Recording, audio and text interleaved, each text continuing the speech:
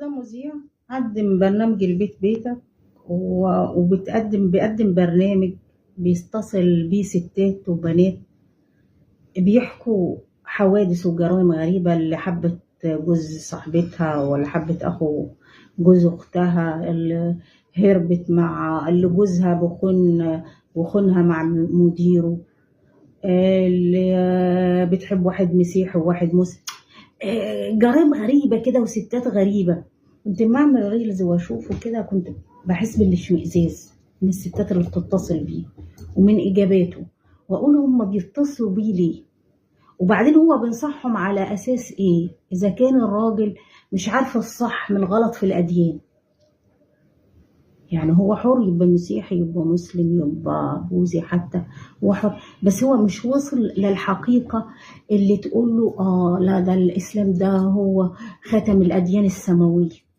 هيعرف يحلها هيعرف يحل الستات والبنات دي مشاكلها. فأنا كنت واحدة من الناس بحس إن الجرايم أو المشكلات اللي بتعرضهم الستات دول بيتصلوا عليه متفبركة من عنده. طبعا اللي دعم أسامة منير وزوده شهرة لما كان في فيلم مطب صناعي لأحمد حلمي، ما كان يتعرف على بنت عن طريق أسامة منير، وبرضو فيلم لدنيا سمير غانم وأحمد مكي اسمه طير انت، وهي بتشتكي لأسامة منير، كأن أسامة منير ده يعني هو اللي بيحل كل مشاكل البنات والستات. بس أنا الحقيقة يتقال عمري ما ارتحت له ولا ارتحت للناس اللي بيتصلوا بيه، بس انا اتاكدت ان انا ظني فيه في محله لما سمعت له الفيديو ده. نسمع الفيديو ده. حضرتك مسلمه ولا مسيحيه؟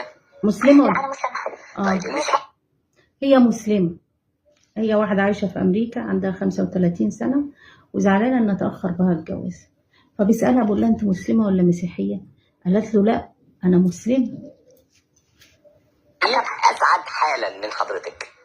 ليه؟ لان بيروحوا الكنيسه ويتعرفوا على بعض هناك، وتلاقي عريس جه شافها في الكنيسه وعايز يتجوزها. انت يا حبيبتي هتروحي فين؟ صح. المسيحيين اسعد حالا من حضرتها، لانه بيروحوا الكنيسه وبيشوفوا بتلاقي واحد شافها بيتعرف عليها ويتجوزها. لكن المسكينه المسلمه دي هتروح فين؟ هو بيقول لها انت يا حبيبتي مسكينه هتروحي فين؟ هتروحي المسجد هيجي لك واحد بدقن هيقول لك اتحجبي.